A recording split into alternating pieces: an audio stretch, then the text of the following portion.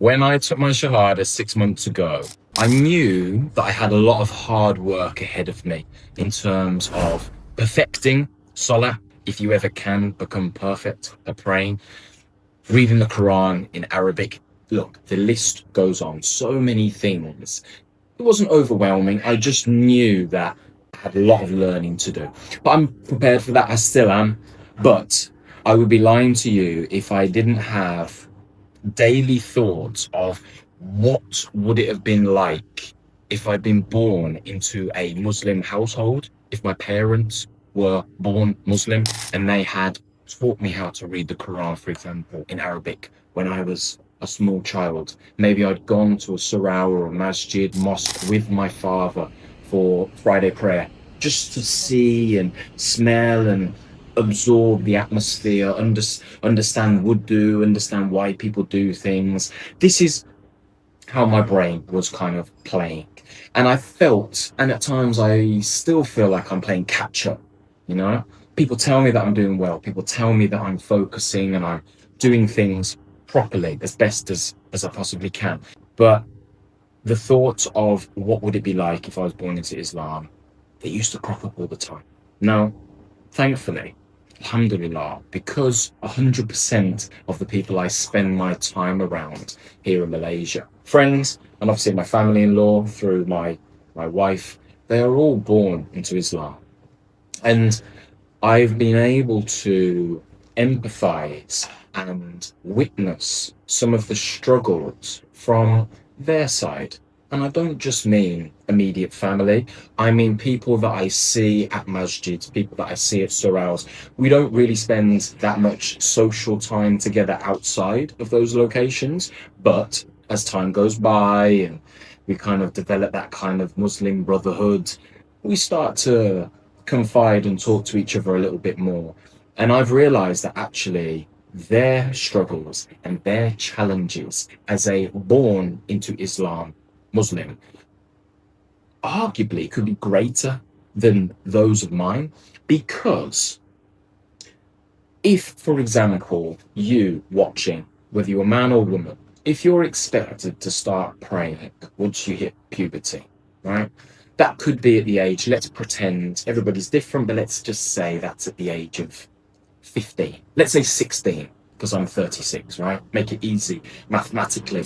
That means for 20 years, you have been praying, practicing, reciting the Quran. You've been, participating in fasting during Ramadan, paying zakat whenever you started being employed. Whereas I've been doing it for 6 months. Now, Shaitan, as I love to seem to talk about in all of my recent videos, Shaitan will attack anybody constantly, whether it's someone like me who's a revert, or whether it's somebody maybe like you who's watching who's born into Islam. Now, if you've been practicing as a 36-year-old born into Islam person, that we're creating this hypothetical person as an example, that means 20 years Shaitan has been able to try to get you to feel a bit lazy, miss a prayer, or maybe not fast, other things, right? That could just push you to not doing stuff. Whereas I've only had 6 months. Now, when I understood that it can be even more challenging for someone born into Islam than it is someone like me, who's had to be guided by Allah, Allah's had to show a lot of patience with me throughout my life. It made me realize that there isn't a best case scenario. It doesn't really matter whether you're born into Islam or whether you're like me and you had to do all the research yourself and you've got to start learning how to recite the Quran and pronounce Fatiha correctly, Tahiyat, etc. It doesn't matter. We're all on our own journey. I did a video very recently about Qadar. Things are written, destiny. We can't try to second guess Allah. Allah makes no mistakes. So I've stopped with the thinking as best as I can that, this is difficult, there's so much to learn. Maybe it would have been easier if I was born into Islam. That's not helpful. That is just Shaitan playing with me, trying to make it seem like there's a big obstacle in front of me, there's a big hill to climb.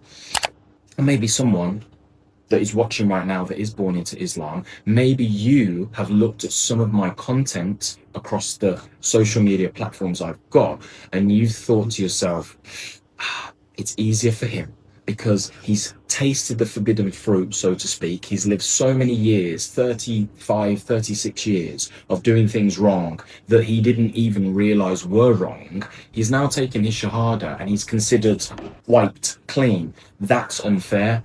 Either way, whether you're looking at it from that point of view or the point of view, the perspective I was looking at it, it's wrong. It's wrong to second guess Allah. As I said, we need to accept the fact that we're all on our own journeys. We've all got our own test. And come Judgment Day, we are all going to have to explain ourselves. Now, that leads me to the summary of all of this. The conclusion in my mind is that at the end of the day, whether it's someone who's born into Islam or not, we are all Muslim brothers and sisters. We should all help each other as best as we possibly can. Understand that everybody has got their own tests, their own struggles, and we should be there to support one another. We really should. I hope that you've enjoyed this video. I've enjoyed creating it. Assalamu alaikum wa rahmatullahi wa barakatuh.